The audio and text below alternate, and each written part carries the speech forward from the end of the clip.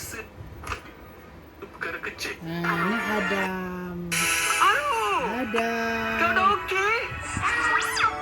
Macam mana kau boleh Mana Adam ni? Adam ni macam mana? Adam ni apa tu? Kau dah okey? Macam mana Adam kau ni boleh apa tu? Orang main game ni. Kau dah okey? Macam mana kau boleh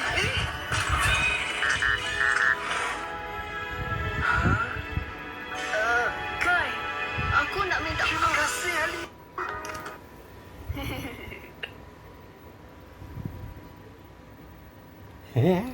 Ada apa tu?